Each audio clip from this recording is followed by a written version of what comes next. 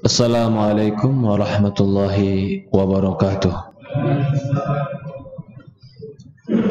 Innal hamdalillahi nahmaduhu wa nasta'inuhu wa nastaghfiruh wa na'udzu billahi min shururi anfusina wa min sayyiati a'malina may yahdihillahu fala mudilla lahu wa may yudlil fala hadiya lahu. Ashhadu an la ilaha illallah wahdahu la syarika lahu wa ashhadu anna Muhammadan abduhu wa rasuluhu la nabiyya ba'd. Qala Allah ta'ala fi kitabihil karim, ya ayyuhalladzina amanu taqullaha haqqa tuqatih fala tamutunna illa wa antum muslimun. Wa qala Allah subhanahu wa ta'ala, ya ayyuhalladzina amanu taqullaha wa qulu qawlan sadida yuslih lakum a'malakum wa yaghfir lakum dhunubakum wa may yuti'illaha wa rasulahu faqad faza fawzan 'azima.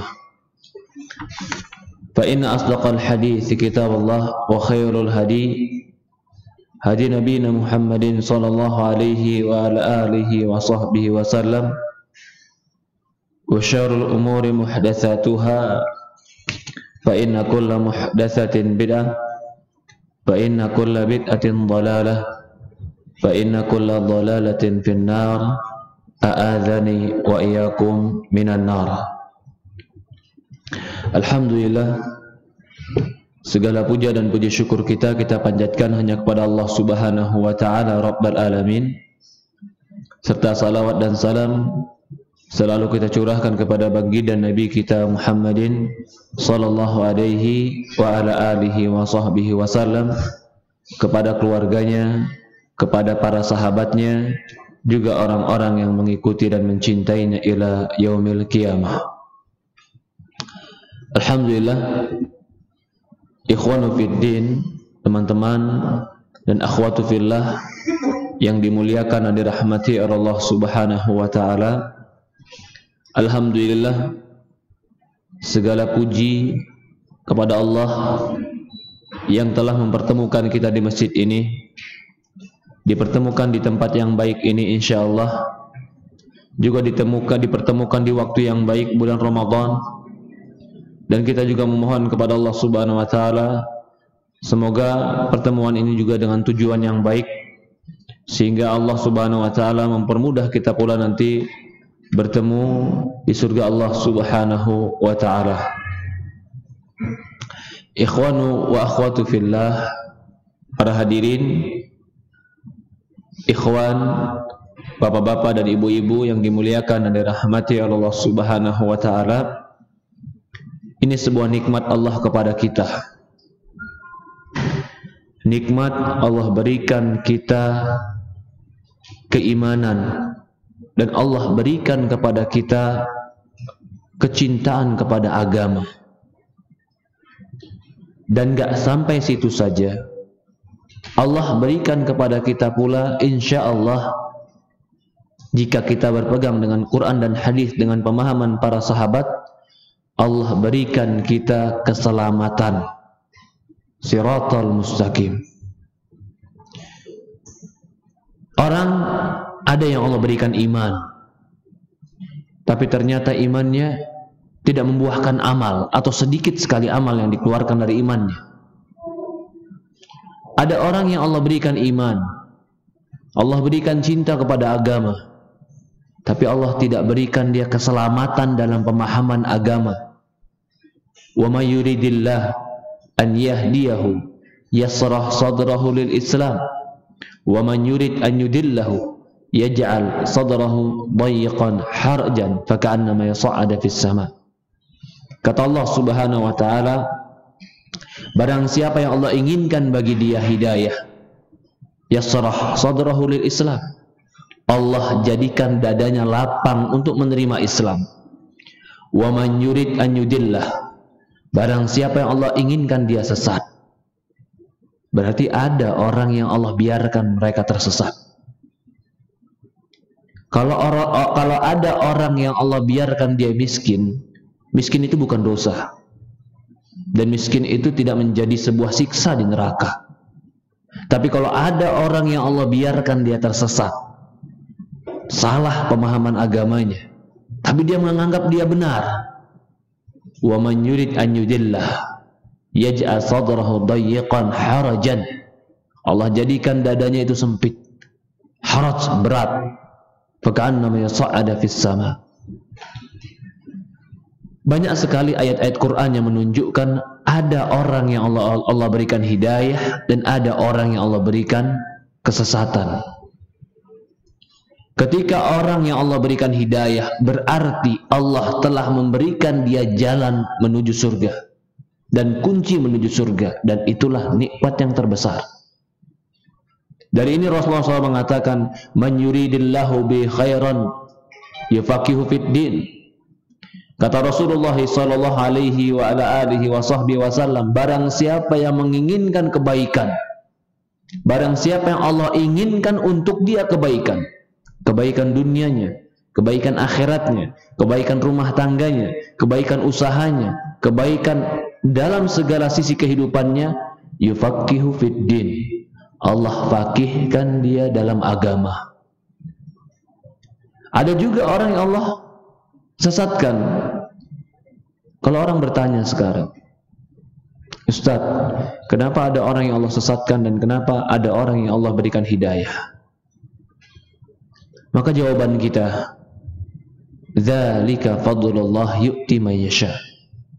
Itu keutamaan Allah yang Allah berikan kepada siapa yang Allah kehendaki, walaupun tentu ada sebab-sebabnya. Tapi yang terbesar yang Allah pilih di atas petunjuk itu adalah kehendak Allah. Orang yang Allah sesatkan itu kehendak Allah, walau kita yakin ada sebab-sebabnya. Maka bagi orang yang diberikan hidayah oleh Allah di dalam agama yang benar, maka mereka telah diberikan nikmat yang besar. Adakah nikmat yang lebih besar ketika nikmat itu dimudahkan masuk ke dalam surga Allah Subhanahu wa ta'ala? Adakah kecelakaan yang lebih bahaya dibanding orang yang Allah biarkan mereka tersesat yang akhirnya mengantarkan mereka ke dalam neraka Allah Subhanahu wa ta'ala? Padahal mereka sholat, padahal mereka mengucapkan la ilaha illallah, padahal mereka pun susah payah. Tapi susah payah mereka kemana? Susah payah mereka ternyata bukan ke surga. Susah payah mereka ternyata Allah Subhanahu wa ta'ala jadikan mereka tersesat dalam agama Allah Subhanahu wa ta'ala. Ini yang kita bahas hari ini. Yang kita bahas hari ini adalah pemahaman radikalisme, terorisme, dan khawarij. Jangan dikira mereka itu orang-orang yang tidak sholat. Rasulullah mengatakan, tahkiruna salatakum inda salatihim, siyamakum inda siyamihim. Kata Rasulullah SAW, kalau kalian bersanding dengan mereka, kamu akan merasa sholat kalian itu rendah dibanding sholat mereka. Puasa kalian gak ada apa-apanya dibanding puasa mereka. Militansi mereka kuat, perjuangan mereka besar, amal mereka tinggi. Yamrukuna minad din kama yamruku minas kama yamruku sahmu minar ramiyah. Tapi mereka keluar dari agama ini bagaikan keluarnya anak panah dari buruannya. Perhatikan bagaimana peluru. Kalau peluru sudah menembak seekor rusa, begitu masuk peluru itu ke ekor rusa, langsung keluar lagi tembus ke ekor rusa. Secepat itulah mereka keluar dari agama ini. Padahal Rasulullah katakan, sholat mereka hebat, puasa mereka hebat. Bahkan ketika mereka bertemu Abdullah bin Abbas, ketika itu Abdullah bin Abbas menggunakan pakaian yang rapi, yang bagus, yang mereka anggap pakaian yang mewah.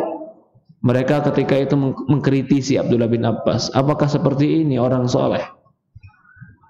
Apakah seperti ini orang soleh menggunakan pakaian bagus? Seolah-olah mereka mengatakan Abdullah bin Abbas mencintai dunia gara-gara itu.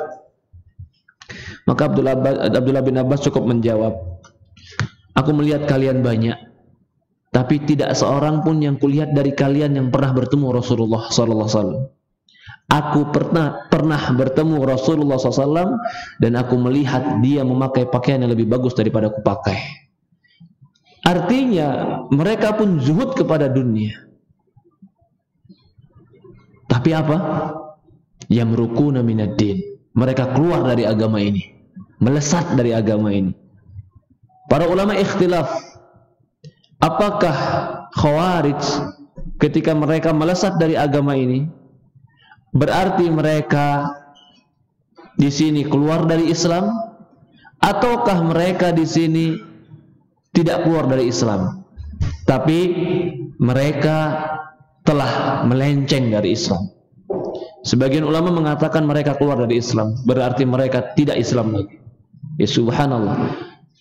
Walaupun kebanyakan ulama mengatakan, atau sebagian ulama tetap mengatakan mereka itu bukan keluar berarti keluar dari Islam artinya kufur, tapi mereka adalah orang-orang yang melenceng dari Islam sebenar-benar Islam. Allahu a'lam. Ikhwanu fiddin wa akhwatu fillah, yang saya ingin tekankan dari pembukaan ini adalah sebuah nikmat, yaitu nikmat kita diselamatkan daripada kesesatan.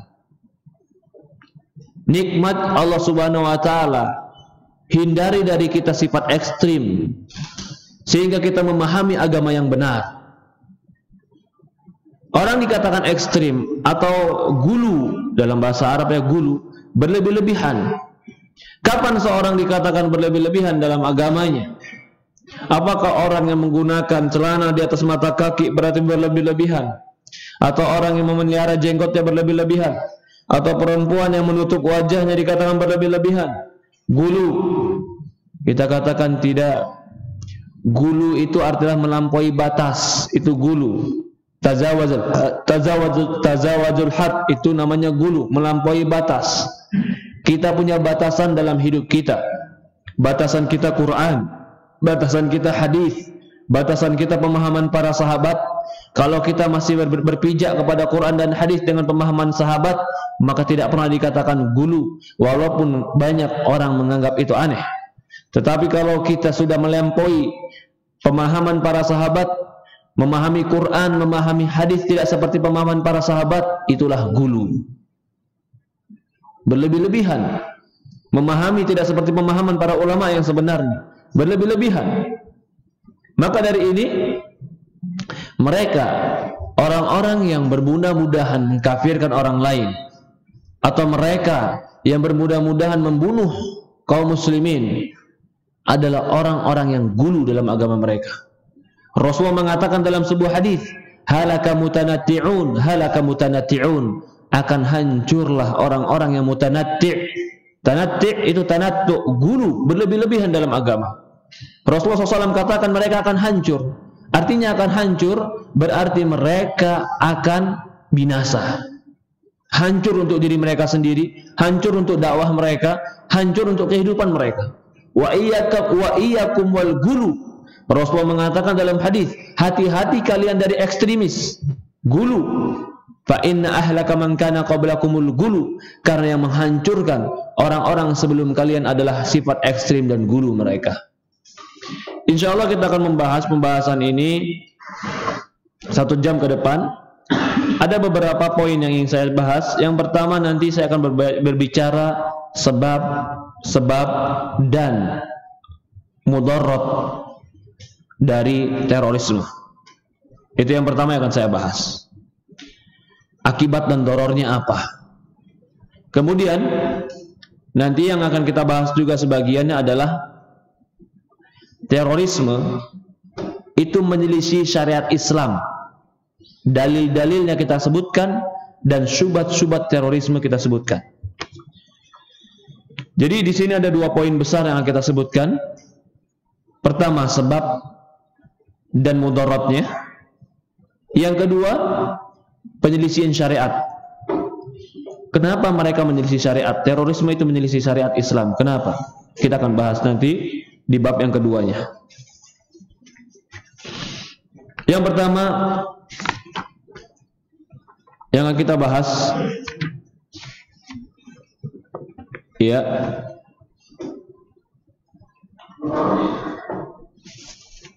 kalau dalam bahasa Arab terorisme itu dikatakan irhab, meneror.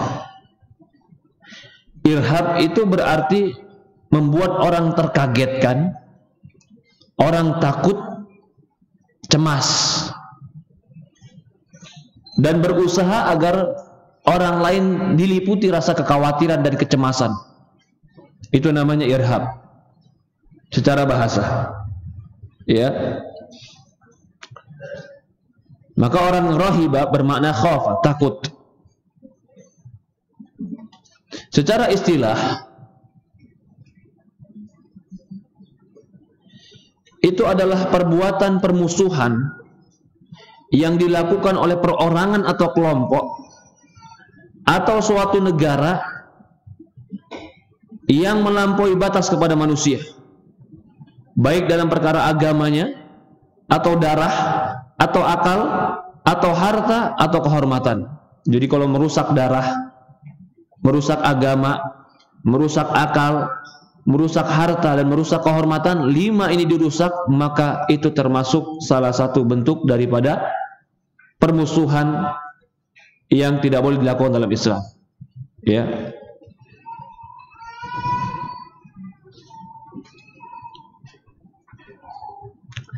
Dikatakan oleh para ulama,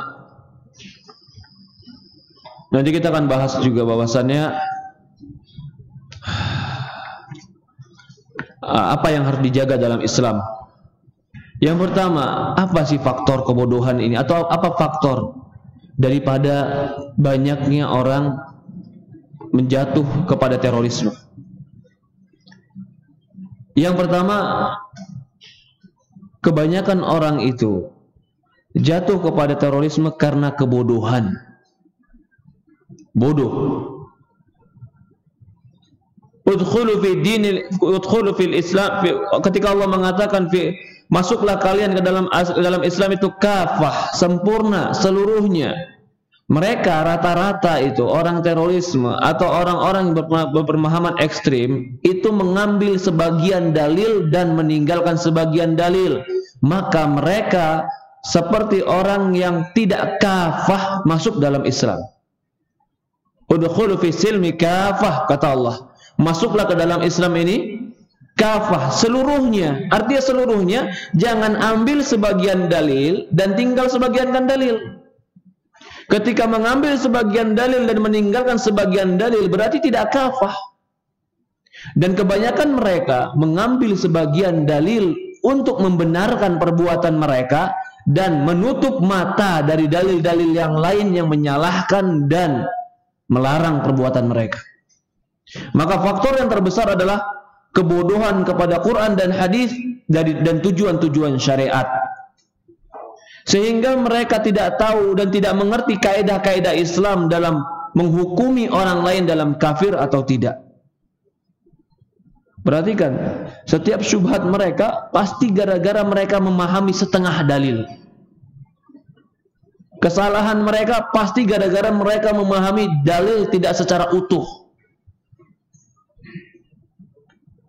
Bahkan mereka kebanyakannya, ya, kebanyakan mereka itu hanya memahami dalil-dalil dan Quran atau hadis bukan dengan pemahaman para sahabat. Yakinkan ini. Faktor pertama karena mereka mengambil Quran dan hadis tidak dengan pemahaman para sahabat. Kalau seandainya mereka mengambil Quran dan hadis dengan pemahaman para sahabat, tentu mereka tidak akan pernah menjadi kelompok yang bermudah-mudahan mengkafirkan orang lain. Sementara kelompok yang bermudah-mudahan mengkafirkan orang lain di zaman sahabat sudah lahir, yang dikatakan kelompok Hururiyah, atau sebagian dikatakan kelompok Khawarij, yang ketika itu mereka berhadapan dengan Ali bin Abu Thalib dan Abdullah bin Abbas radhiyallahu an, sepupunya Rasulullah sallallahu alaihi wasallam. Kalau mereka memahami Quran dan hadis dengan pemahaman yang benar, mereka tidak akan tersesat seperti itu. Jadi, ketika datang Quran dan hadis, mereka pahami dengan pemahaman mereka sendiri. Ini bahaya. Maka jangan heran juga seolah-olah mereka membawa Quran dan hadis, tapi ketika mereka menafsirkannya, tafsiran siapa yang mereka pakai? Tafsiran mereka sendiri. Bahkan salah satu gembong mereka, pemimpin mereka, orang yang nggak dikenal ilmunya, pernah belajar di mana, tidak pernah ketahuan juga pernah punya karya ilmiah apa, tapi menjadi dewan fatwanya mereka. Berdalil dengan Quran. Ketika memfirmankan, ya, ketika firman Allah Subhanahu wa taala, ketika Allah melaknat orang Yahudi dan Nasara, Allah melaknat Yahudi dan Nasara karena mereka la yatanahawna 'anil munkar. Karena Yahudi dan Nasara tidak pernah amar ma'ruf nahi munkar. Maka kata mereka, barang siapa yang tidak pernah amar ma'ruf nahi munkar, maka dia terlaknat seperti Yahudi dan Nasara. Mereka memahami ayat tadi bahwasannya siapa saja yang tidak memahami, tidak amar ma'ruf nahi munkar, maka dia kafir seperti Yahudi dan Nasara. Subhanallah. Berarti kalau tidak amar ma'ruf nahi munkar saja, mereka bilang apa? Kafir, terlaknat seperti Yahudi dan Nasara. Siapa yang memahami seperti ini? Memahami bahwasannya orang yang tidak mengingkari amar ma'ruf munkar berarti dia telah mengakukan kekafiran. Itu ekstrim. Rasulullah SAW mengatakan, man ra'a minkum munkaran falyughayyirhu biyadi, fa illam yastati fa bilisan, fa illam yastati fa biqalbi, wa dzalika ataful iman. Barang siapa yang melihat kemungkaran, hendaklah rubah dengan tangannya. Kalau tidak mampu, maka dengan lisannya. Kalau tidak mampu, maka dengan hatinya. Dan itu adalah selemah-lemahnya iman. Rasulullah memberikan di sini derajat orang yang mengingkari kemungkaran. Tapi Rasul tidak mengatakan barang siapa meninggalkan kemungkaran, meninggalkan amar ma'ruf nahi munkar maka kafir. Enggak ada. Ayatnya tadi yang mereka gunakan untuk mengkafirkan orang lain, barang siapa yang tidak mengingkari kemungkaran maka kafir. Maka mereka berusaha semuanya seolah-olah ikut mengingkari kemungkaran dengan cara yang mungkar. Nanti kita akan bahas juga bagaimana cara amar ma'ruf nahi munkar. Ini yang pertama, kebodohan mereka dalam memahami kitab dan sunnah. Ketika mereka memahami kitab dan sunnah, mereka tidak memahami dengan pemahaman para sahabat. Contoh lain ketika mereka mendalilkan Quran dan hadis tidak memahami dengan pemahaman para sahabat. Ketika mereka berdalil dengan firman Allah Subhanahu wa taala, "Wa man lam yahkum bima anzalallah fa ulaika humul kafirun." Barang siapa yang tidak berhukum dengan hukum Allah, maka mereka kafir. Ayat ini mereka gunakan dan selalu mereka jadikan dalil bahwasannya siapa saja yang tidak berhukum dengan hukum Allah kafir, keluar dari Islam, halal darah dan hartanya. Karena kata Al-Quran, barang siapa yang tidak berhukum dengan hukum Allah maka mereka kafir. Mereka ambil ayat ini sebagai dalil. Kita tanya, benarkah pemahamanmu? Mereka akan mengatakan ini pemahaman kami benar. Mereka memperkuat dengan dalil-dalil yang lain, dengan logika-logika yang lain. Kita cukup katakan, dalil yang kalian gunakan ini, barang siapa yang tidak berhukum dengan hukum Allah mereka kafir, mirip persis seperti dalil yang digunakan Khawarij ketika ingin memerangi Ali bin Abi Thalib. Ketika mereka ingin memerangi Ali bin Abi Thalib mengutus Abdullah bin Abbas kepada Khawarij. Kau temui mereka, ajak dialog mereka. Ternyata mereka membawa dalil ini, Ali bin Abi Thalib kafir karena tidak berhukum dengan hukum Allah. Subhanallah. Ali bin Abi Thalib dikafirkan. Kira-kira kalau ketemu kita jadi apa sama dia? Hah? Yang dia itu sepupu Rasulullah, yang dia itu menantu Rasulullah, yang dia itu dididik, bahkan sebagian mengatakan itu seperti anak Rasulullah, tinggal di rumah Rasulullah. Mereka katakan kafir. Yang Rasulullah SAW mengatakan bahwasannya Ali bin Abi Thalib salah satu pemuda surga, mereka katakan kafir. Kemana hadis-hadis yang menunjukkan Ali bin Abi Thalib pemuda surga? Kemana hadis-hadis yang Rasulullah mengatakan dalam keutamaan Ali bin Abi Thalib nanti akan diambil bendera ini oleh orang yang Allah cintai dan dia mencintai Allah? Maksudnya Ali bin Abi Thalib. Mereka hilangkan semua dalil itu. Mereka bawa barang siapa yang tidak berhukum dengan hukum Allah kafir. Mereka bawa satu dalil dan mereka hilangkan dalil yang lain.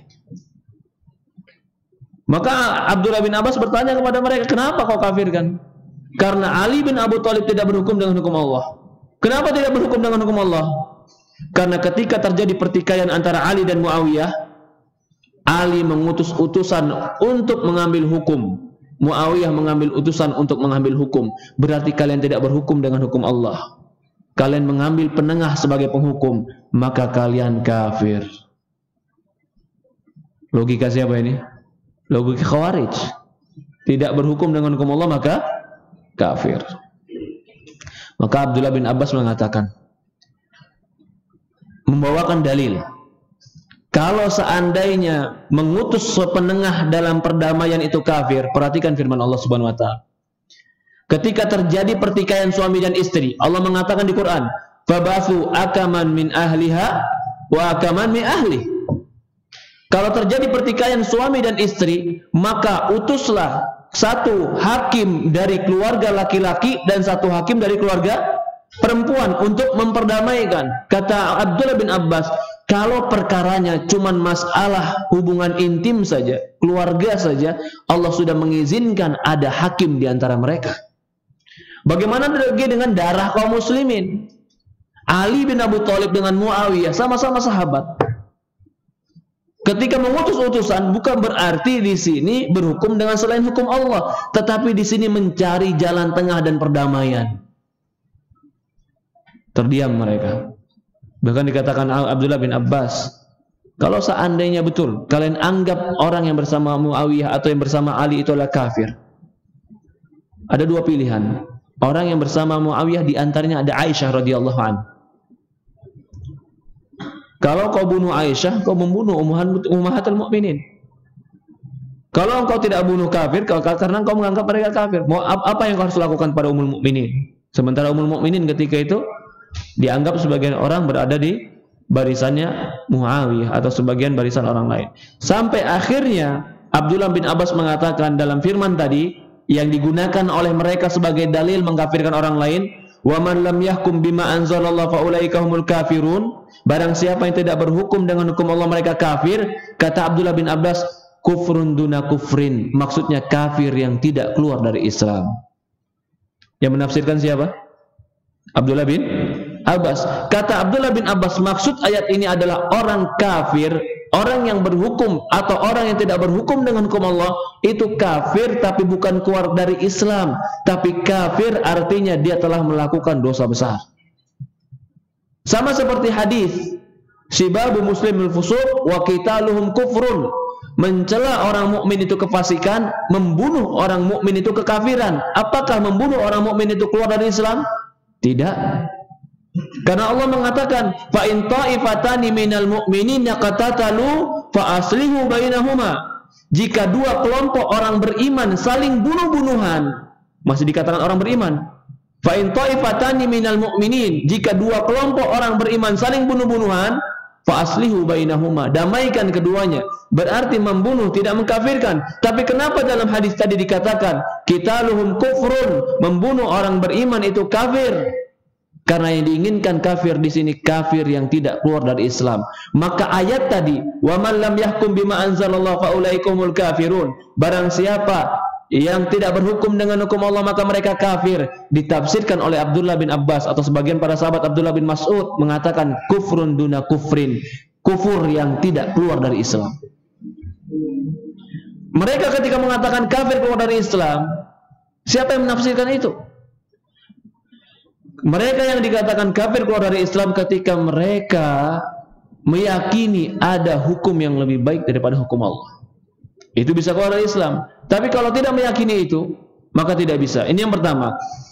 Faktor mereka adalah tidak memahami Quran dan hadis dengan pemahaman para sahabat. Itu beberapa contoh yang kita ambil.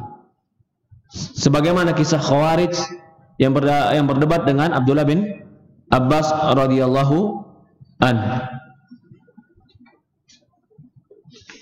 Ya. Kemudian di antaranya juga apa sebabnya? Sebab yang berikutnya adalah jur'ah, kelancangan dalam mencela ulama-ulama. Bahkan mereka terlalu mencela para ulama fikih dan mengambil fatwa-fatwa orang yang tidak dikenal. Ini berikutnya. Ciri mereka seperti itu. Ulama-ulama yang sudah senior, yang keilmuannya jelas, yang dakwahnya jelas, yang tulisan-tulisannya jelas, yang sudah dikenal puluhan tahun sebagai ulama, selalu mereka jatuhkan kredibilitasnya. Dibilanglah ulama pemerintah, dibilanglah ulama-ulama dibilanglah ulama-ulama yang menginginkan dunia. Lalu mereka keluarkan ulama-ulama yang nggak pernah dikenal sebagai ulama, tapi selalu mereka tokohkan sebagai marja, tempat kembali yang mereka anggap baik. Coba saya mau tanya, sebelum ada ISIS umpamanya, siapa itu? Abu Bakar Al-Baghdadi. Pernahkah dikenal sebagai penulis buku? Atau sebagai dai? Sebagai syekh? Di mana dia punya markis? Di mana dia punya dakwah? Di mana dia punya tulisan? Pernah ada yang kenal? Nggak ada yang kenal. Tapi tiba-tiba mereka keluarkan, inilah syekh kami, inilah khalifah kami, inilah yang kami. Lalu kalau kita bawakan ulama-ulama yang memang betul ulama, Lajnah Daimah, yang Syekh Shalih Fauzan lebih dari 30 tahun usianya berdakwah, bahkan 40 tahun dia berdakwah. Syekh-syekh besar yang lain yang memiliki tulisan-tulisan yang banyak, mereka jatuhkan. Mereka nggak anggap. Mereka keluarkan orang-orang baru yang nggak jelas. Ini sudah menjadi ciri mereka. Dan manusia nanti digiring untuk membesarkan siapa yang sedang mereka besarkan ini. Sehingga ucapannya diterima, fatwanya diterima. Nanti mereka posisikan ulama-ulama baru ini atau ulama-ulama dari versi mereka ini lebih besar daripada ulama-ulama yang sebenarnya ulama. Ini ciri mereka berikutnya. Karena mulai tidak percaya dan menjatuhkan kredibilitas para ulama. Maka kata para ulama, berkata Abdullah bin Mubarak, man istakhaffa bil ulama dhahabat akhiratuh. Barang siapa yang merendahkan dan menghina ulama, akan hilang akhiratnya. Berkata Ibnu Taimiyah, min a'zamil khabathil qulub an yakuna fi qalbi 'abdi ghalla khiyarul mu'min wa sadatul awliya'i ba'da nabiyyin. Di antara kejelekan hati yang paling jelek adalah di hati seorang itu benci kepada orang-orang baik dan kepada wali-wali Allah, yaitu para ulama. Ya. Yang berikutnya, selain mereka menjatuhkan para ulama, menjauhkan para ilmu, mereka adalah tidak menggunakan kaidah-kaidah yang benar dalam agama. Kaidah-kaidah ini yang menggunakan, yang meletakkan harusnya para ulama. Mereka terkadang tidak meletakkan kaidah-kaidah agama dengan yang benar. Contoh tadi, kemungkaran harus diingkari. Tapi ternyata ketika mereka mengingkari kemungkaran, kemungkaran yang lebih besar, kerusakan lebih besar datang. Para ulama mengatakan nggak boleh mengingkari kemungkaran kalau datang kemungkaran yang lebih besar. Mana yang lebih besar rusaknya? Ketika harta diambil atau jiwa yang diambil? Mana yang lebih besar? Jiwa. Maka tidak boleh karena ingin merebut harta, kemungkaran harta, lalu lahirlah kemungkaran jiwa. Contoh lain, mabuk, mungkar tidak? Minum khamar, mungkar tidak? Pembunuhan, mungkar tidak? Mana yang lebih mungkar? Membunuh atau minuman khamar? Membunuh. Gara-gara mereka ingin menghilangkan khamar, akhirnya bunuh-bunuhan. Bukankah itu kemungkaran, melahirkan kemungkaran lebih besar? Bunuh-bunuhan di antara kaum muslimin, itu kemungkaran lebih besar. Karena jiwa seorang mukmin, nyawa seorang mukmin dalam hadis dikatakan lebih mulia daripada Ka'bah. Kemungkaran.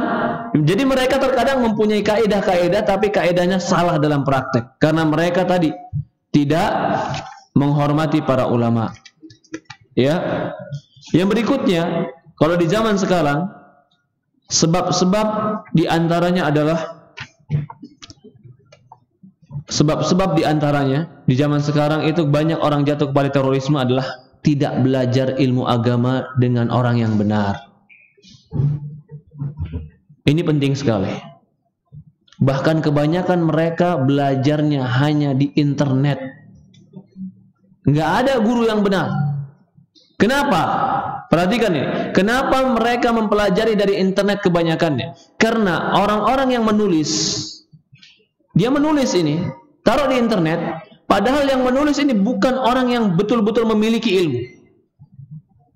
Karena kalau dia betul-betul memiliki ilmu, harusnya dia memiliki tempat-tempat pengajian yang benar. Karena kalau untuk menulis, dia mungkin bisa persiapan 2 bulan untuk sebuah tulisan. Tapi kalau untuk hadir, untuk memberikan ilmu, belum tentu dia bisa. Maka kebanyakannya, orang-orang yang bikin tulisan-tulisan dan memiliki tulisan-tulisan yang salah, akhirnya dibaca oleh mereka, ini yang mengantarkan kepada kesalahan pemahaman. Jadi, kalau kita baca sesuatu yang di internet, atau sesuatu yang sebar, hati-hati.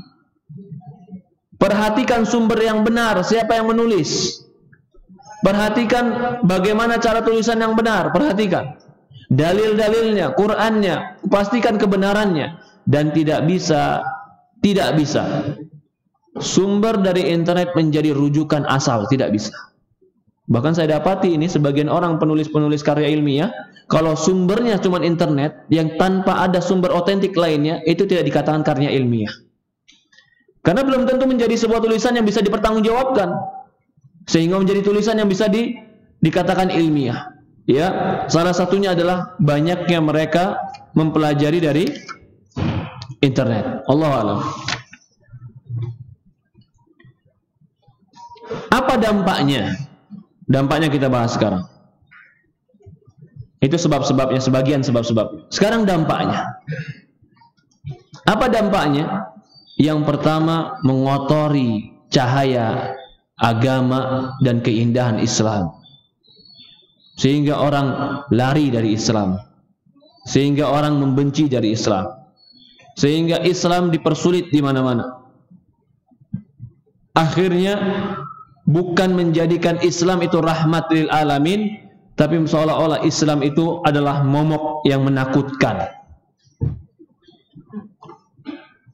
Ini mudarat, ini kejelekan. Ya.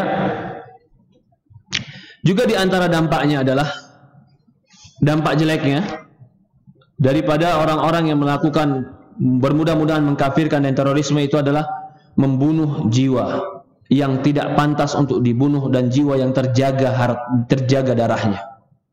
Baik itu orang muslim atau orang kafir muahad yang ada perjanjian damai, atau musta'manin, orang-orang yang diberikan keamanan. Ini dampak yang kedua. Mudarat yang kedua, akan mudah membunuh orang. Allah Subhanahu wa taala berfirman, "Wa may yaqtul," dalam surat An-Nisa ayat 93, "Wa may yaqtul mu'minan muta'ammidan fajazaa'u jahannam khalidan fiha wa ghadiba Allah 'alaihi wa la'anahu wa 'adda lahu 'adzaban 'azima." Barang siapa yang membunuh orang beriman sengaja, maka balasan untuk mereka adalah neraka jahanam khalidan fiha, kekal di dalamnya. Wa ghadiba Allah 'alaihi, Allah murka kepada dia. Wa la'anah, Allah melaknatnya. Adallahu 'adzaban 'azima, Allah akan sediakan bagi mereka azab yang pedih. Ini ancaman Allah bagi mereka yang membunuh orang beriman. Bagaimana bisa orang yang sedang sholat dibunuh? Beberapa tahun yang lalu mereka melakukan peledakan bom di tengah masjid. Ya subhanallah, orang yang sedang mengucapkan la ilaha illallah dibunuh.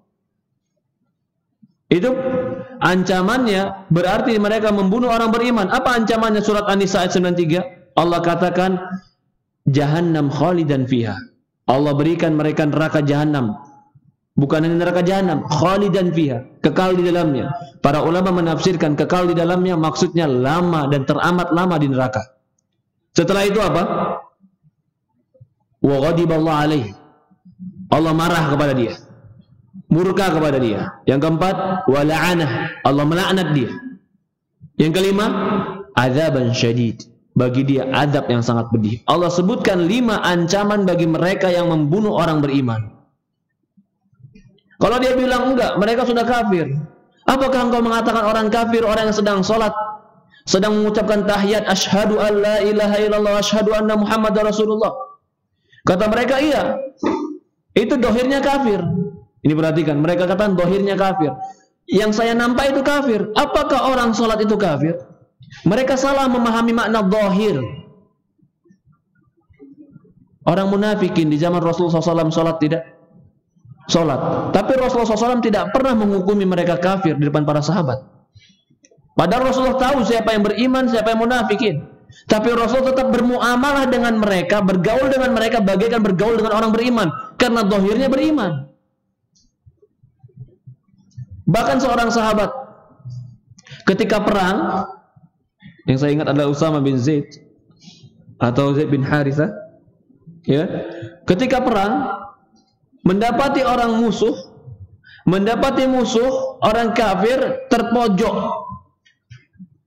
terpojok dan hampir dibunuh. Begitu dia ingin dibunuh, karena dia nggak ada senjata, sahabat itu dua, orang kafir ini satu, dalam keadaan perang. Begitu ingin dibunuh, dia langsung mengucapkan la ilaha illallah.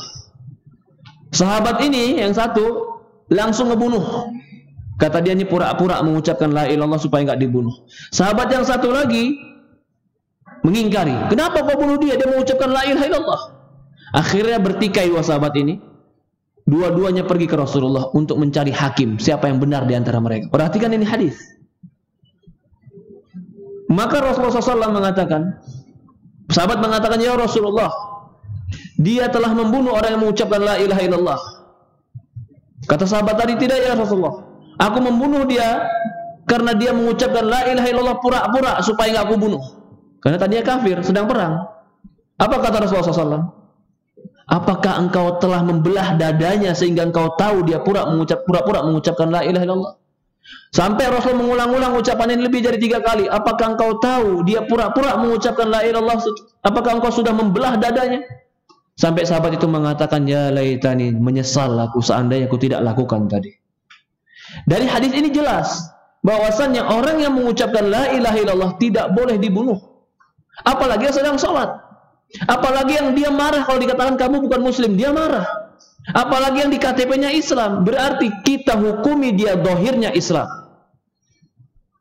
Karena ini sekarang syubhatnya orang-orang Khawarij zaman sekarang. Oh, mereka tidak mengingkari pemerintah yang zalim, mereka tidak mengingkari pemerintah yang tidak berhukum dengan hukum Allah, maka mereka kafir. Sebagaimana pemerintah kafir karena mereka membantu pemerintah. Itu yang dohirnya, kata mereka begitu. Dohirnya mereka kafir karena mereka membantu pemerintah yang kafir. Apa makna dohir itu? Dohir itu yang nampak. Sekarang yang nampak dari dia KTP-nya Islam. Yang nampak dari dia nggak suka kalau dikatakan kafir, dia tetap mengatakan Islam.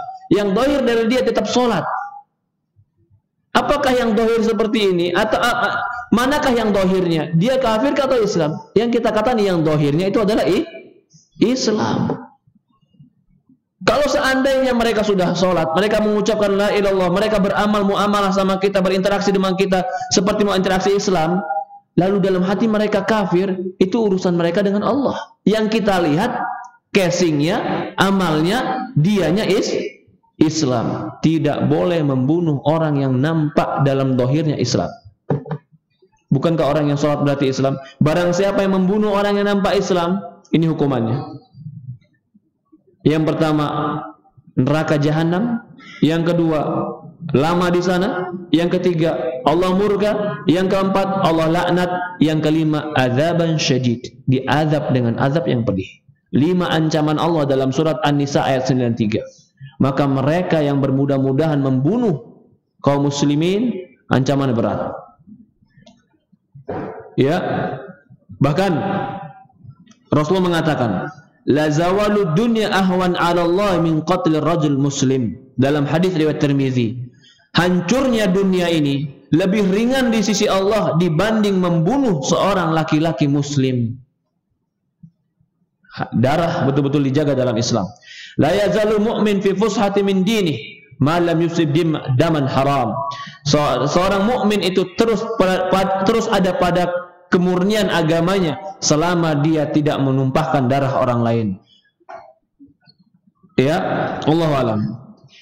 Ini yang berikutnya. Mudarat yang berikutnya adalah bermudah-mudahan membunuh orang Islam mendapatkan dosa yang besar. Begitu juga orang kafir. Orang kafir juga tidak boleh kita bunuh. Kafir itu ada 3. Yang pertama kafir harbi. Kafir yang jelas-jelas memerangi kita. Nah, sekarang mereka bawa syubhat lagi. Iya, mereka juga kafir memerangi kita, tapi pemerang pemikiran. Ya kalau mereka perang pemikiran, ya balas dengan perang pemikiran. Yang pertama kafir harbi. Yang kedua kafir muahad, yang ada perjanjian damai. Yang ketiga kafir musta'man atau zimmi, yang minta diberikan perlindungan. 3 kafir ini, 3-tiganya ada di zaman Rasulullah. Bahkan kafir yang keempat ada, munafik, ada di zaman Rasulullah. Dan Rasulullah SAW mempergauli mereka berbeda-beda. Munafik yang zahirnya Islam, yang mengucapkan la ilaha illallah depan Rasulullah dan sholat, Rasulullah pergaulkan seperti Islam. Rasulullah tidak mengambil upeti dari mereka. Kafir harbi, Rasulullah perangi mereka sebagaimana mereka memerangi Rasulullah. Kafir musta'man, Rasulullah berikan mereka keamanan. Sampai suatu hari ada orang kafir datang ke Rasulullah SAW ke Madinah dan minta diamankan dan minta diperlindungkan oleh seorang wanita di kota Madinah. Maka Rasulullah mengatakan, satu orang yang memberikan keamanan, maka seluruh kaum muslimin tidak boleh mengganggu dia. Kafir. Bahkan dalam hadis Rasulullah SAW menyebutkan dalam hadis Bukhari, man qatala nafsan muahadan lam yarah raihatal jannah. Barang siapa yang membunuh satu jiwa yang ada perjanjian damai dengan kita, maka dia tidak akan mencium wanginya surga. Fa inna rihaha la yujadu min masirati 40 aw aman. Sesungguhnya wanginya surga dapat dicium selama 40 tahun. Ya. Tidak boleh. Bahkan orang yang membunuh orang yang ada perjanjian damai berarti pengkhianat. Rasulullah SAW tidak pernah mengajari kita berkhianat. Walaupun dia non-muslim, tapi ada perjanjian damai dengan kita, atau kita berikan dia keamanan lalu kita bunuh, itu namanya pengkhianatan. Allah Subhanahu wa taala berfirman dalam Quran, ya ayyuhalladzina amanu aufu bil uqud. Wahai orang-orang beriman, tunaikan perjanjian kalian. Rasulullah tidak pernah membatalkan dan melanggar perjanjian dengan orang-orang musyrikin. Kalau mereka bilang, bukankah di perjanjian Hudaybiyah Rasulullah SAW itu melanggar perjanjian? Dan perjanjian Hudaybiyah itu salah satunya apa? Tidak boleh saling menyerang. Iya tidak? Setelah perjanjian Hudaybiyah ternyata Rasulullah SAW menyerang kota Mekah. Kata mereka, apakah di sini Rasulullah SAW melanggar perjanjian? Bukan. Rasulullah SAW itu orang bukan pengkhianat. Orang yang melanggar perjanjian itu pengkhianat, dan pengkhianat itu bukan sifat seorang satria. Rasulullah SAW itu seorang satria yang tidak pernah melanggar pengkhianatan. Lalu kenapa Rasulullah SAW perangi mereka setelah ada perjanjian Hudaybiyah? Karena mereka yang membatalkan perjanjian Hudaybiyah. Dengan apa membatalkan perjanjian Hudaybiyah? Karena salah satu isi perjanjian Hudaybiyah bahwasannya orang-orang yang bersekutu dengan Rasulullah jangan pernah diganggu. Orang-orang yang bersekutu dengan musyrikin jangan pernah diganggu. Ternyata mereka mengganggu ada satu kabilah yang bersekutu dengan Rasulullah SAW di kota Mekah. Sehingga inilah sebabnya Rasulullah SAW membatalkan perjanjian Hudaybiyah gara-gara mereka mengkhianati perjanjian Hudaybiyah. Akhirnya mereka diperangi oleh Rasulullah SAW dan di kota Mekah, atau Rasulullah SAW menyerang mereka di kota Mekah. Ya.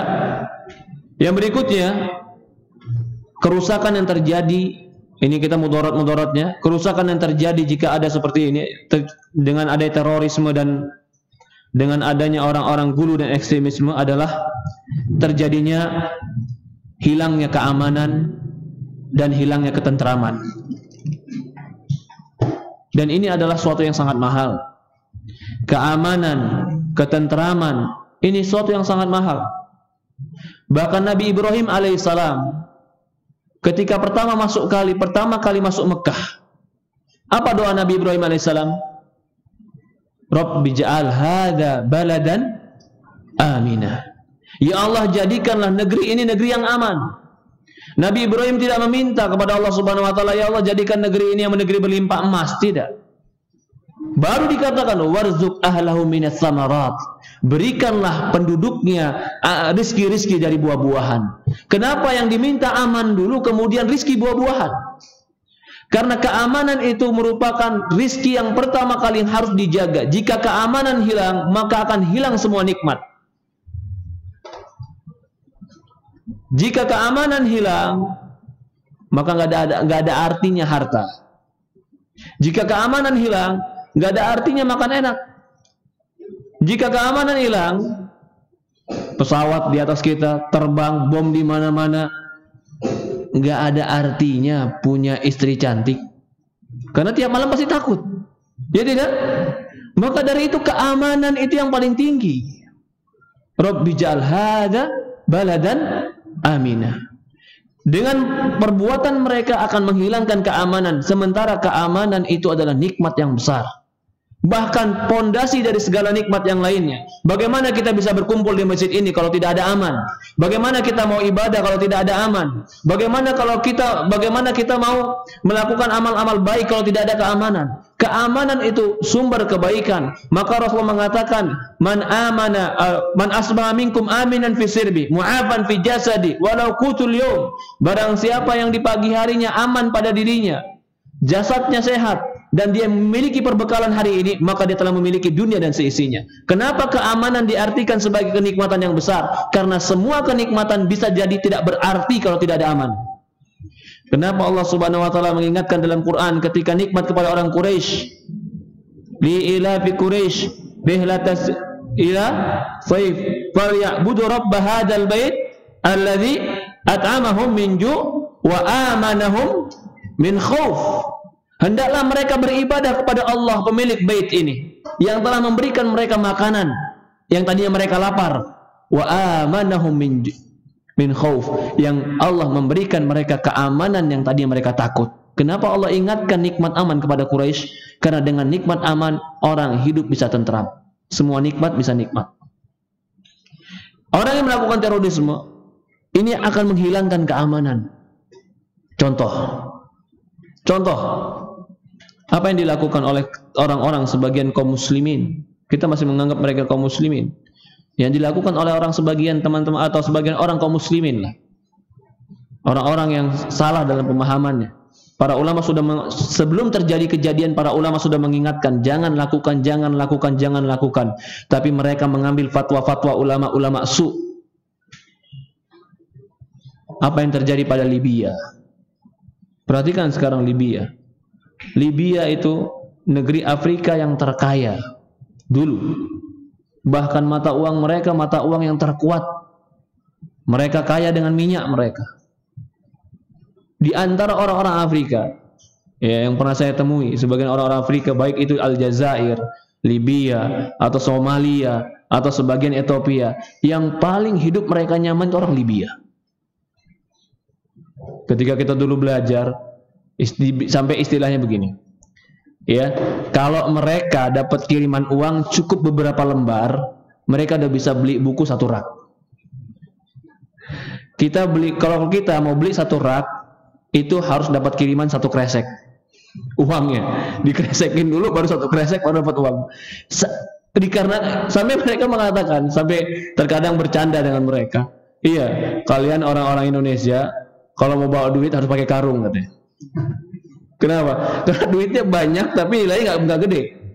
1 juta semana segini. Mereka mungkin 1 juta cuman selembar. Ya. Tapi apa yang terjadi sekarang?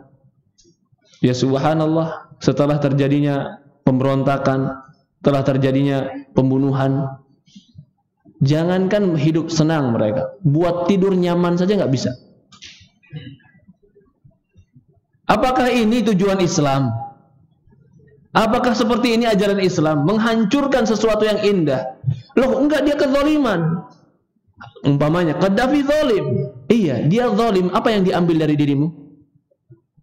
Kau makan tetap enak, hidupmu tetap enak. Yang paling diambil sedikit dari hartamu itu pun tidak mengurangi kenikmatan yang ada pada dirimu. Sekarang ketika kau lakukan sesuatu yang salah, bukan saja hartamu yang diambil, Bahkan rumahmu habis, anakmu mati, suamimu mati, keamanan hilang, kelaparan ada.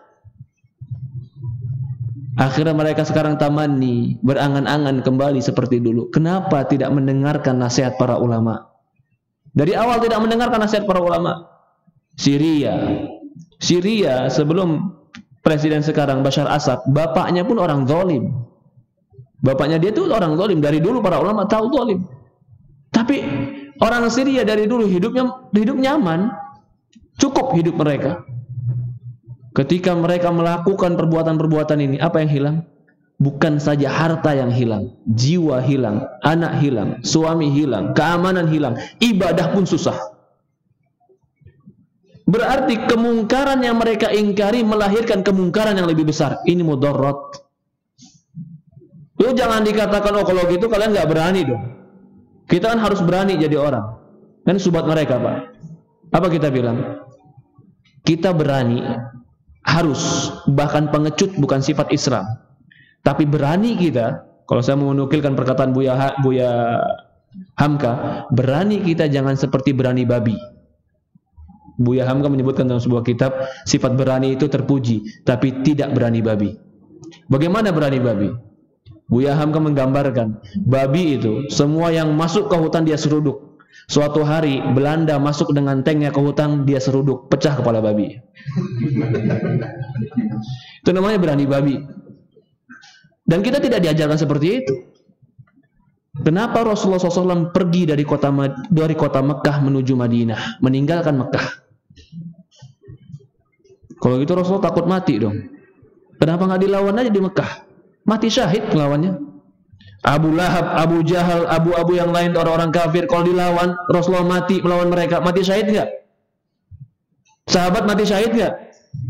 Loh, kenapa pergi ke Madinah? Kabur. Berarti takut. Bukan takut, itulah Islam. Sampai ada waktunya Rasulullah kembali lagi ke Mekah, dan itu yang benar.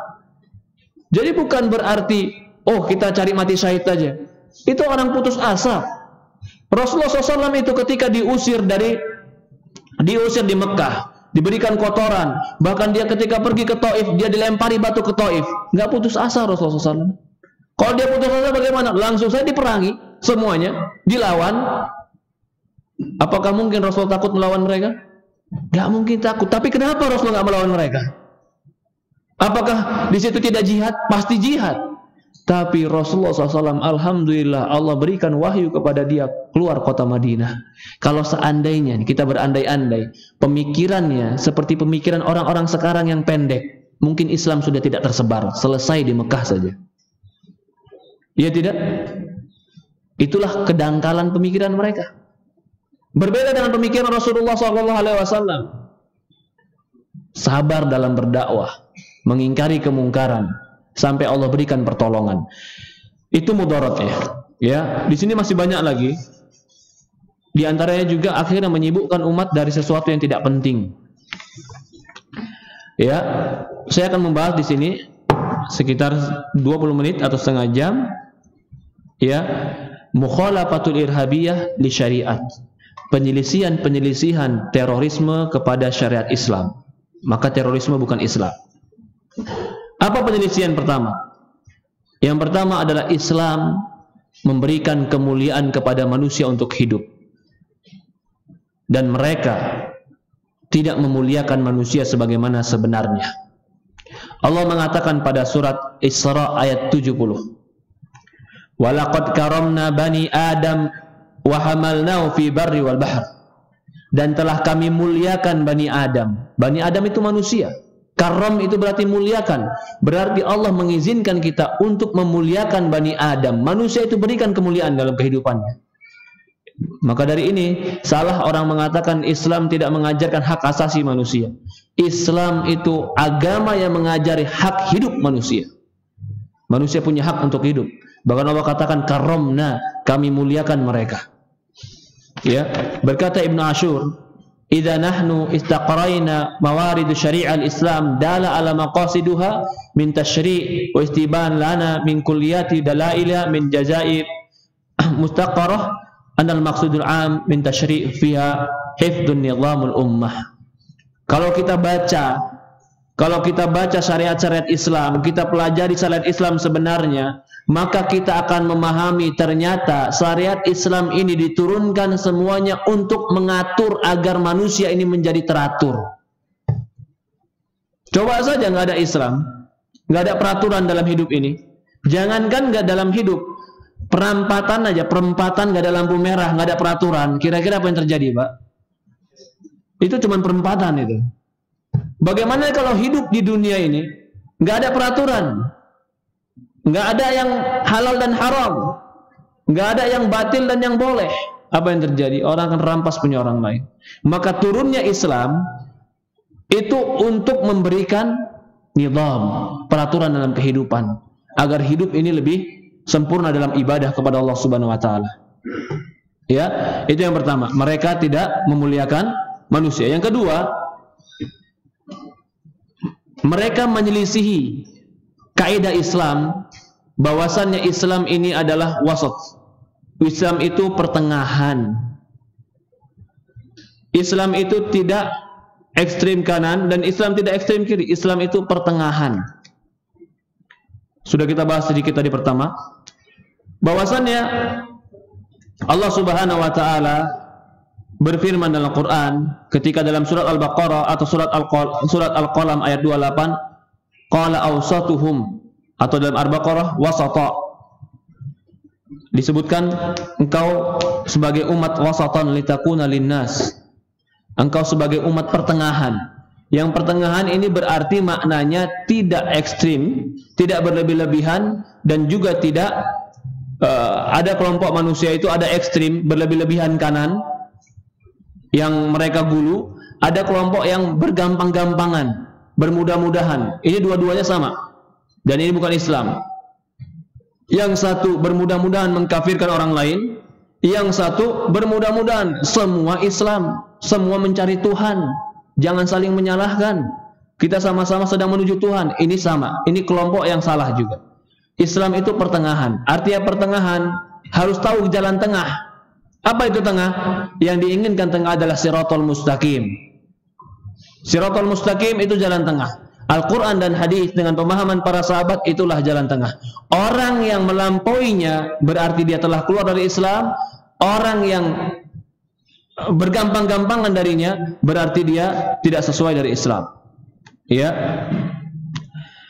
Allah mengatakan dalam Quran Al-Maidah ayat 77, ya ahlal kitab la taghlu fi dinikum ghairul haqq wa la tattabi'u ahwa qaumin qad dallu min qablu wa adallu katsira. Wahai ahlul kitab, jangan kalian gulu berlebih-lebihan dalam agama kalian tanpa hak, dan jangan kalian mengikuti hawa nafsu satu kaum yang mereka telah sesat sebelum kalian dan telah menyesatkan banyak orang. Wa dallu an sawa'us sabil, dan mereka sesat dari jalan yang lurus. Fastaqim kama umirt wa man taba ma'ak wa la tatghaw. Kata Allah Subhanahu wa taala, luruslah sebagaimana engkau diperintahkan dan orang-orang bersamamu, dan jangan engkau melampaui batas. Rasulullah mengatakan dalam hadis riwayatkan Imam Nasai, wa iyyakum wal gulu fid din. Kata Rasulullah SAW, hati-hati kalian dalam gulu dalam agama kalian. Dalam riwayat Muslim Rasulullah mengatakan, halaka mutanatti'un, halaka mutanatti'un, halaka mutanatti'un. Hancurlah orang-orang yang mutanatti', hancurlah orang-orang yang mutanatti', yaitu orang-orang yang berlebihan dalam agama mereka. Ya. Yang ketiga, orang-orang yang melakukan terorisme itu menyelisih syariat karena mereka merusak di muka bumi. Sebagaimana kita sebutkan tadi, menghilangkan keamanan dan mereka merusak di muka bumi. Allah Subhanahu wa taala berfirman dalam Quran surat Qasas ayat 77, "Wa la tabghil fasada fil ard, innallaha la yuhibbul mufsidin." Jangan kalian melakukan kerusakan di muka bumi, sesungguhnya Allah tidak mencintai orang-orang yang melakukan kerusakan. Di dalam surat Al-Baqarah ayat 204 Allah berfirman, "Wa minan nasi man yu'jibuka qawluhu fil hayatid dunya wa yushhidullaha ala ma fi qalbihi wa huwa aladul khisam." Di antara manusia ada yang mengagumkan engkau ucapan mereka dalam kehidupan dunia, dan mereka mempersaksikan kepada Allah tentang apa-apa yang ada di hati mereka, padahal mereka adalah orang-orang yang paling banyak berdebat kepada Allah. Wa idza tawalla sa'a fil ardi liyufsida fiha. Jika mereka melakukan Jika mereka berpaling di muka bumi, mereka melakukan kerusakan. Wa yuhlikul harth wan nasl. Mereka menghancurkan perkebunan. Wallahu la yuhibbul fasad. Allah tidak mencintai orang-orang yang membuat kerusakan. Orang-orang yang melakukan terorisme itu orang yang membuat kerusakan. Fasilitas umum dirusak, atau bahkan mereka merusak tempat ibadah kaum muslimin, sebagian mereka rusak. Allahu a'lam. Dalam Quran Allah mengatakan, dalam Quran di ayat yang lain Allah Subhanahu wa taala berfirman,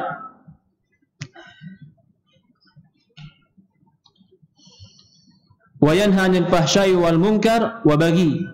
Allah melarang kalian dari perbuatan keji dan mungkar dan perbuatan bagi, berlebih-lebihan. Fa idza qila lahum, dalam surat Al-Baqarah ayat 11 dan 12 Allah berfirman, wa idza qila lahum la tufsidu fil ardi qalu innama nahnu muslihun. Jika dikatakan pada mereka, jangan kalian merusak di muka bumi ini, qalu, maka mereka menjawab, innama nahnu muslihun, sesungguhnya kami hanya membuat kebaikan. Ala innahum humul mufsiduna walakin la yash'urun. Akan tetapi mereka yang membuat kerusakan, akan tetapi mereka tidak merasa. Surat Al-Baqarah ayat 11 dan 12. Surat Al-Baqarah ini jelas sekali. Idza qila lahum la tufsidu fil ard, jika dikatakan pada mereka jangan merusak di muka bumi, qalu innama nahnu muslihun. Mereka menjawab, sesungguhnya kami membuat kebaikan, padahal mereka sedang membuat kerusakan, bukan kebaikan. Yang berikutnya, penyelisihan mereka terhadap syariat adalah bergampang-gampangan dalam mengkafirkan orang lain tanpa ada batasan yang benar. Tanpa ada batasan yang benar. Ya. Maka mereka sering dikatakan takfir, yaitu mengkafirkan orang lain. Ini salah satu penyelisihan terhadap syariat. Berkata Imam Syaukani, kalau kita melihat kepada ibarat-ibarat, yunahu ala islam wa ahli bima janahu ta'assub fid din ala ghalabil muslim wa tarami bil kufr wala li sunnah wala li Quran wala bayin min Allah wala li burhan, bal lamma ghallat bihi marajil asabiyah fid din tamakkana syaitan rajim min tafriqi kalimatil muslimin laqanahum ilzamatil ba'dhum li ba'd wa bima huwa syabihul haba fil hawa al surabul baqiyah. Intinya di sini Imam Syaukani mengatakan bahwasannya ketika syaitan meniupkan gara-gara kaum muslimin berpecah, itu gara-gara mereka saling bermudah-mudahan mengatakan yang lain itu sebagai kafir. Rasulullah SAW mengatakan al-muslim akhul muslim la yadlimuhu wa la yuslimuh.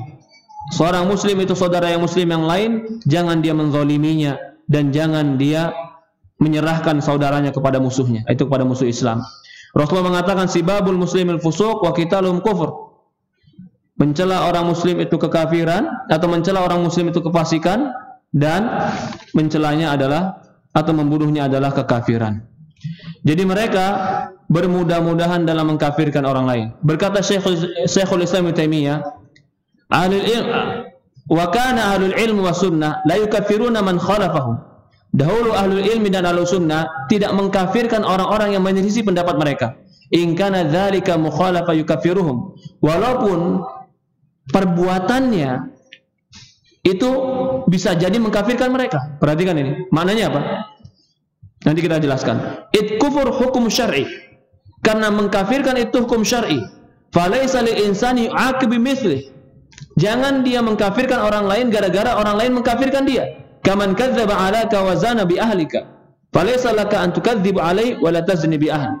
Seperti orang yang mendustai engkau atau menzinai keluargamu, maka engkau jangan berdusta kepada dia dan jangan kau zinai lagi keluarganya. Li'anna kadzib wa zina haramu li haqqillah. Karena dusta dan berzina itu haram dengan hak Allah Subhanahu wa taala.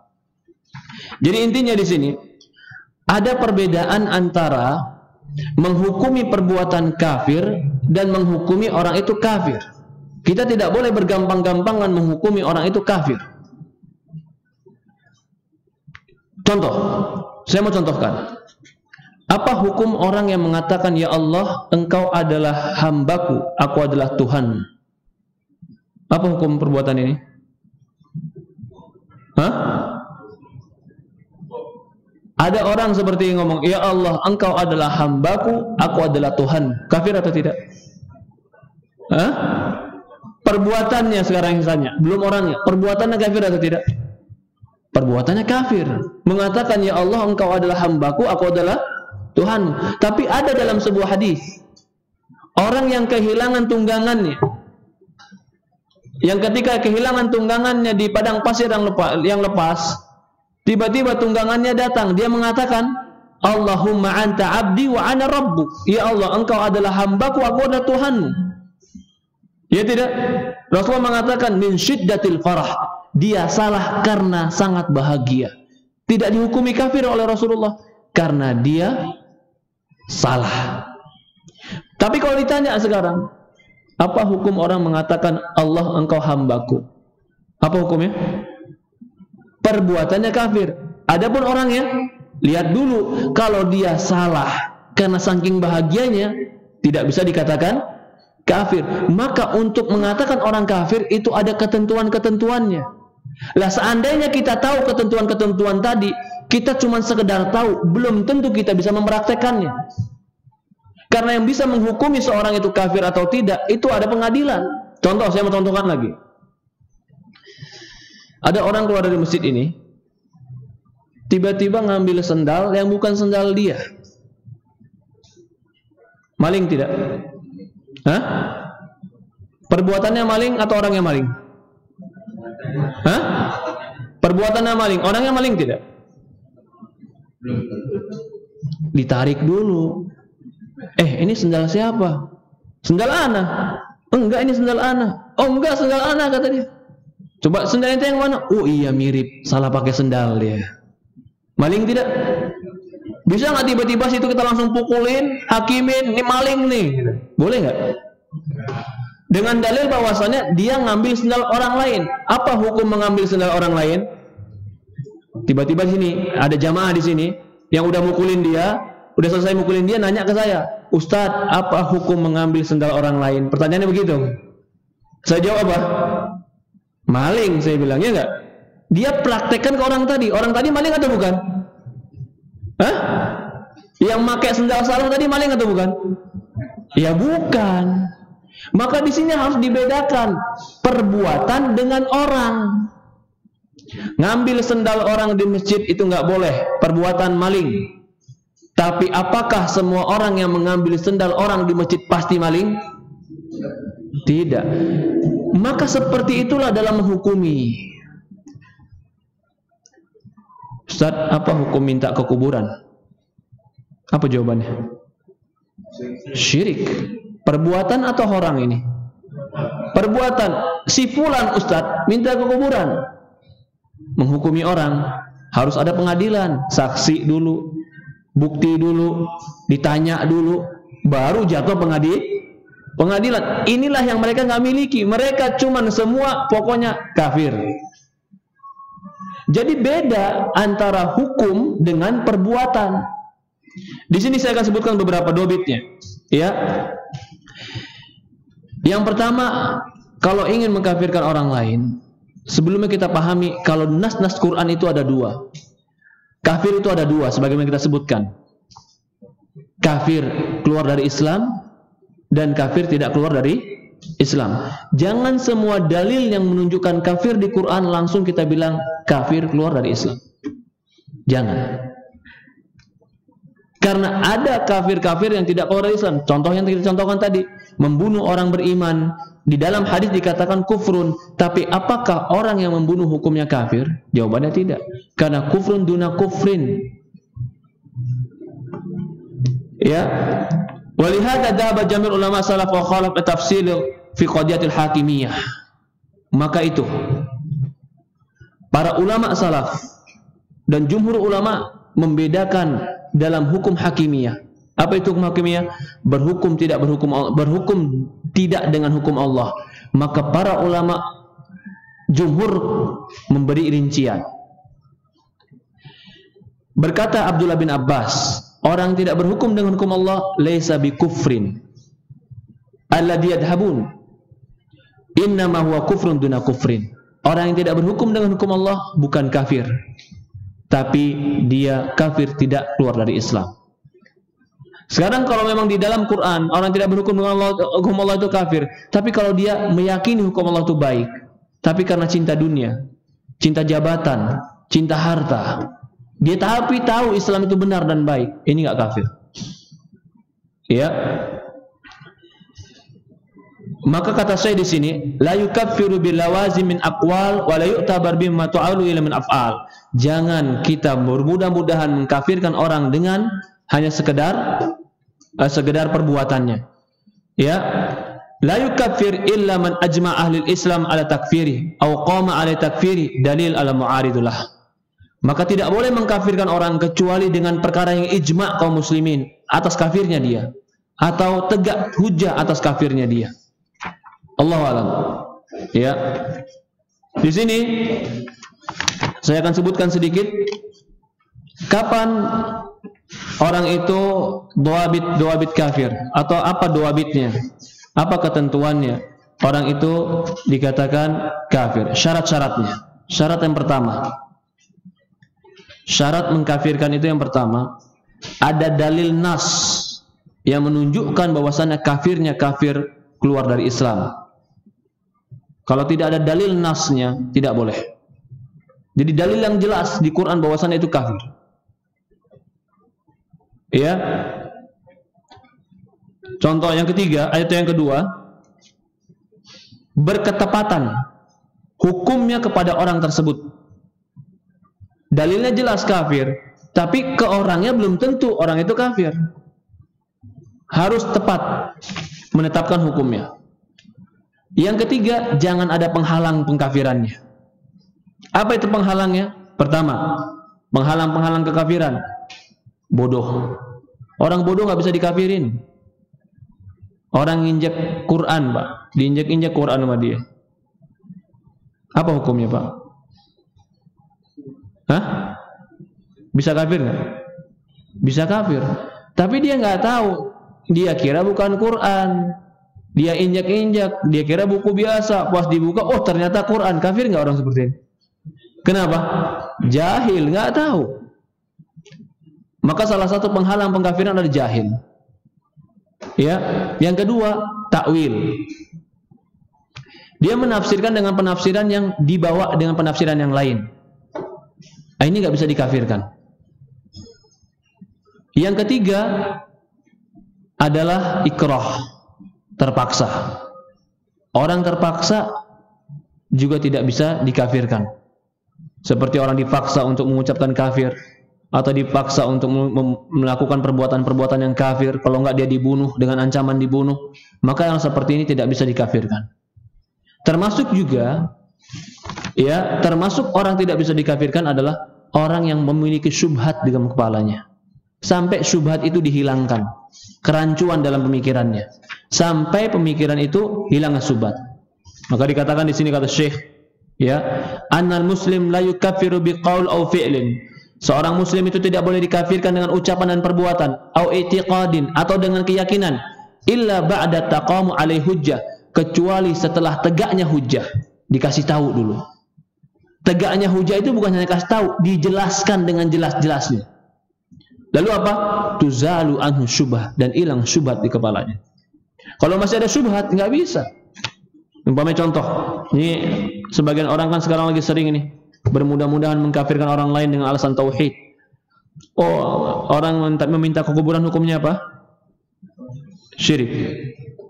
Saya tegakkan hujah pada mereka. Tegakkan hujah di mana? Bikin tulisan di internet. Dalil-dalil bahwasannya tidak boleh minta kepada selain Allah. Kalau mereka sudah baca, mereka tetap minta kepada kuburan, mereka kafir. Benarkah seperti ini? Ini salah. Menegakkan hujah itu bukan sampainya hujah. Beda sampainya hujah dengan menegakkan hujah. Quran hujah tidak? Hujah. Ketika saya kasih Quran ke kamu, atau saya kasih ke orang Amerika nih Quran bahasa Arab, dia tetap nggak mau Islam. Itu baru sampai hujah kah atau baru sudah tegak, sudah paham hujah? Baru sampai. Orang yang bisa dikafirkan itu bukan orang yang sampai hujah, tapi orang yang sudah paham, dipahamkan hujah dan tidak ada syubhat. Kalau ada syubhat, terkadang tidak bisa juga. Syubhatnya apa? Mentakwilkan. Atau syubhatnya apa? Ada orang yang lebih dia percaya dalam pendalilannya. kata kiai saya. Maka salah ini sebagian orang, saya lihat di sebagian tulisan-tulisan di internet juga, mengkafirkan secara mutlak orang yang tidak, atau orang yang minta ke kuburan, membawakan fatwa-fatwa ulama Saudi. Kita bilang fatwa nggak ada yang salah, fatwanya benar, tapi yang salah apanya? Penerapannya. Loh, kata dia, ini kan pertanyaannya sama. Orang meninggal minta dia gara-gara berbuat kepada kuburan. Kita bilang, apa kita bilang? Beda. Di sana orang dari kecil sampai besar semua pelajarannya apa? Tauhid. Nggak ada syubhat, nggak ada kuburan yang disembah di sana, nggak ada orang tokoh-tokoh yang dibesarkan yang mengatakan boleh datang ke kuburan. Dari SD, SMP, SMA pelajarannya semua sama. Lah kalau kita di sini kebanyakannya apa? Syubhat yang tersebar, maka tidak bisa dikafirkan. Allah alam. Ya. Allah musta'an. Di antaranya juga, ini sebenarnya saya mengambil dari sebuah buku ya. Sebuah buku ini sayang belum diterjemahkan, padahal buku sangat bagus. Ini buku ditulis oleh Syekh Abdurrahman Sudais yang berjudul Taisirul Wahhab fi Ilaji Dhahiratul Irhab, yaitu mempermudah untuk memahami bagaimana mengobati orang-orang irhabiyah, yaitu terorisme. Ya, tadi yang keempat, bahwasannya bahayanya terorisme, menyelisih syariatnya gara-gara mudah mengkafirkan orang lain. Yang kelima adalah mereka telah keluar dari jamaah. Ini kelima. Rasulullah SAW melarang kita keluar dari taat daripada pemerintah. Dalam hadis Rasulullah mengatakan, "Man kharaja min ta'ati faraqa jamaah famata mata maitatan jahiliyah." Barang siapa yang keluar dari ketaatan kepada pemerintah, maka dia mati bagaikan mati jahiliyah. Rasulullah mengatakan, "As-sami wa ta'ah ala mar'i muslim fima ahabba wa karih ma lam yu'mar bil ma'siyah." Wajib dia mendengar dan taat kepada pemerintah, dia suka atau tidak suka, selama tidak diperintahkan untuk maksiat.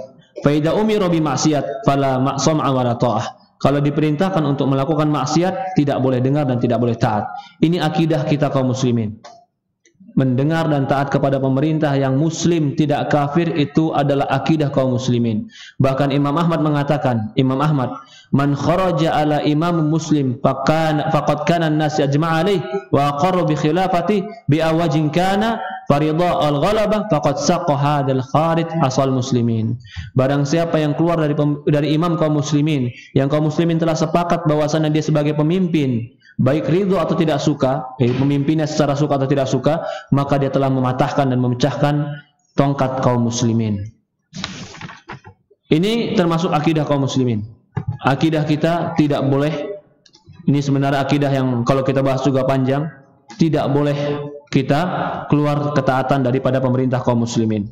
Bahkan Rasulullah mengatakan dalam sebuah hadis, akan ada nanti pemimpin-pemimpin yang kalian melihat mereka fi jasmil ins, di tubuh manusia, qulubuhum qulubu syayatin, tapi hati mereka bagaikan hati syaitan. Maka bertanya, ya Rasulullah, kalau kami ketemu mereka apa yang kami lakukan ya Rasulullah? Kata Rasulullah SAW, isma'u wa ati'u, dengar dan taatlah. Dalam sebuah riwayat lainnya, ya Rasulullah, ala nuqatiluhum, ditanya sama sahabat, ya Rasulullah, kalau kami ketemu pemimpin-pemimpin seperti ini yang zalim, yang mengambil harta kami, yang memukul punggung kami, ala nuqatiluhum, bukankah kami perangi saja mereka ya Rasulullah? Rasulullah katakan, ma sallu, jangan, kata Rasulullah, selama mereka menegakkan sholat. Ini hadis yang jelas, tidak boleh memerangi, tidak boleh mematahkan kaum muslimin, tidak boleh kudeta, atau tidak boleh keluar daripada ketaatan kaum muslimin. Apa faedahnya? Tidak boleh keluar dari situ karena ingin menjaga darah kaum muslimin lebih berharga. Kalau mereka berdalil, saya bawakan satu syubhat. Kalau mereka berdalil, kata mereka, ada kok di zaman para sahabat atau zaman para ulama yang mereka itu keluar dari pemerintahan yang sah. Mereka bawa dalil ini. Kan kita katakan tidak boleh keluar dari pemerintahan yang sah. Mereka bawa dalil, boleh. Ada para ulama dulu yang melakukannya. Maka di sini perhatikan, ya, perhatikan berkata Imam Nawawi dalam kitab Syarah Sahih Muslim, "Ammal khuruj alaihim wa qitalum haram bi ijma'il muslimin." Kata Imam Nawawi, Imam Nawawi ini bermadzhab apa? Syafi'i. Adapun keluar dari pemerintahan dan membunuh pemerintahan, ini haram ijma'ul muslimin. Ijma' itu dalil atau bukan? Dalil kita apa? Al-Quran, hadis. Yang ketiga apa? Ijma'. Dinukilkan ijma' oleh Imam Nawawi.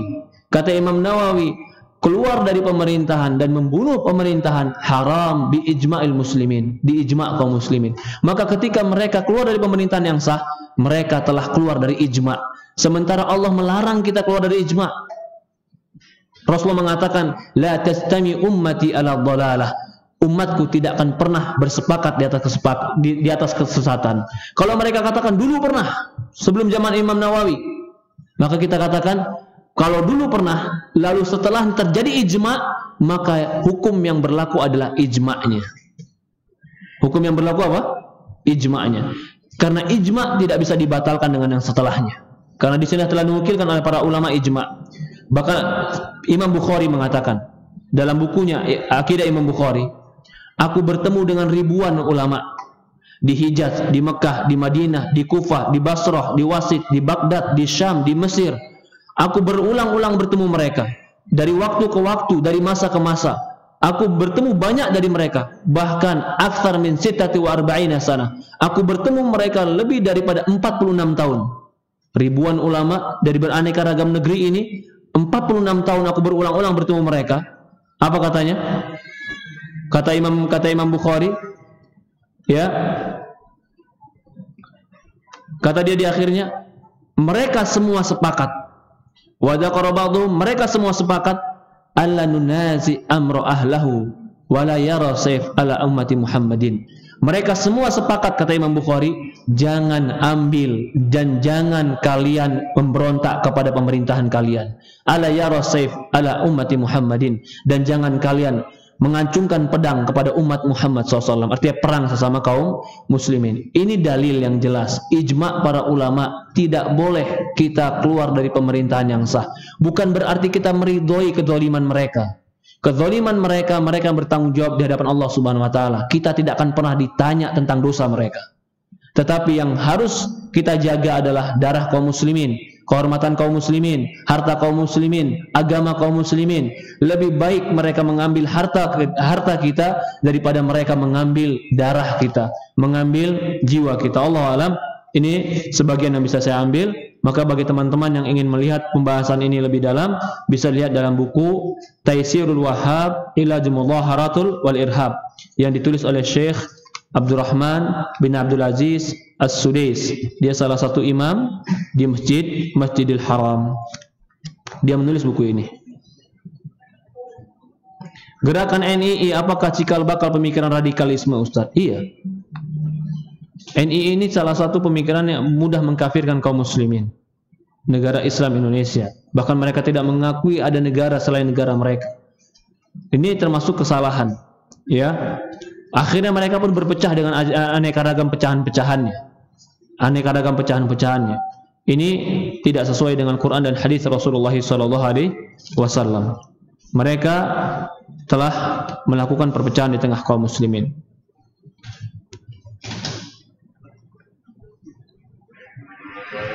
Ustaz, bagaimana hukumnya sholat di dalam masjid yang dimana depan masjid terdapat kuburannya? Depannya di mana? Kalau depannya itu di luar ruangan masjid, walaupun masih satu halaman, sebagian ulama mengatakan makruh. Apa dalilnya? Dalilnya hadis. Rasulullah bersabda, la tusalli illal kubur.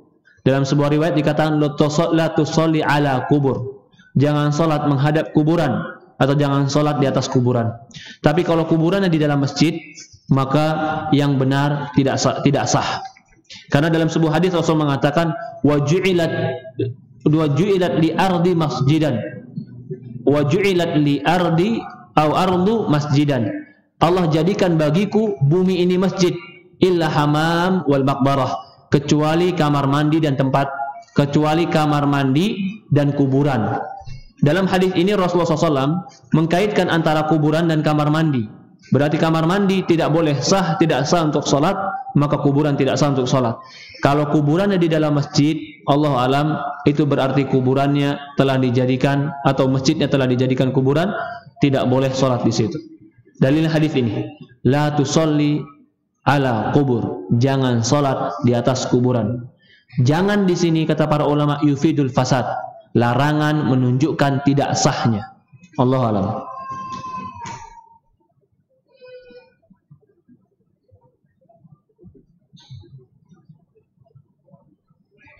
Assalamualaikum. Ketika di beberapa minggu lalu terjadi pengeboman sehingga membuat keluarga saya jadi khawatir kepada saya, untuk sementara melarang saya memakai cadar.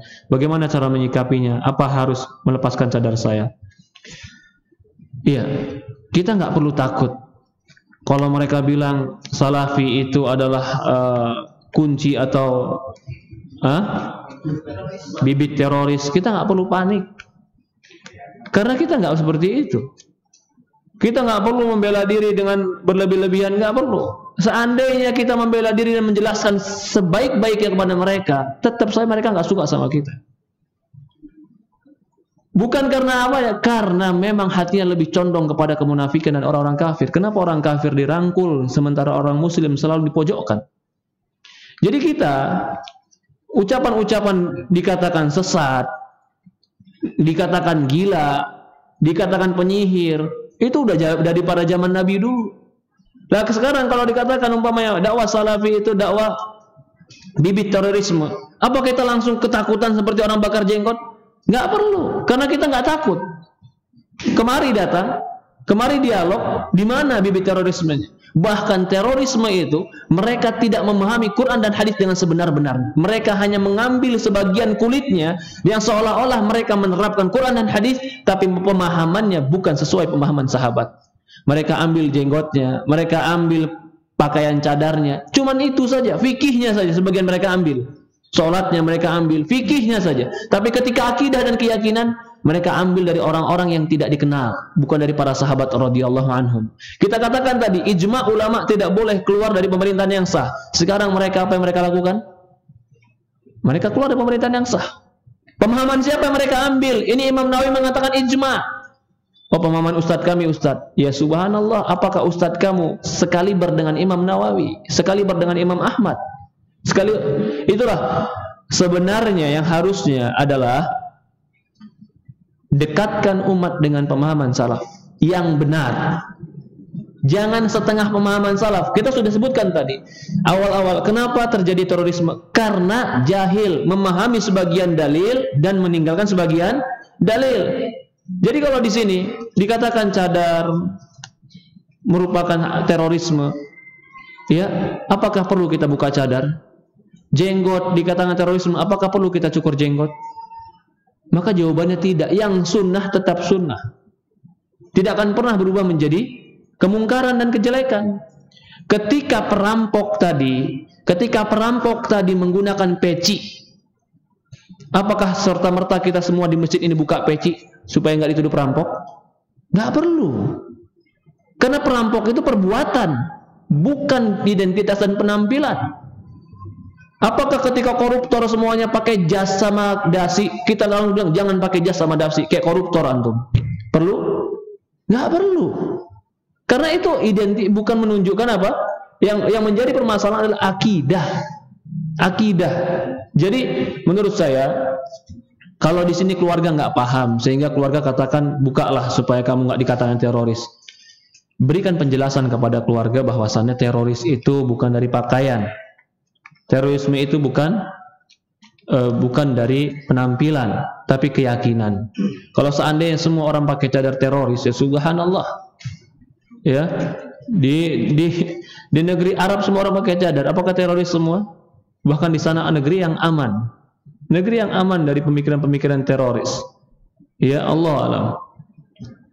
Subhanallah. Bahkan negeri yang hampir dikatakan nggak ada demonstrasi. Ya, subhanallah, negeri yang aman.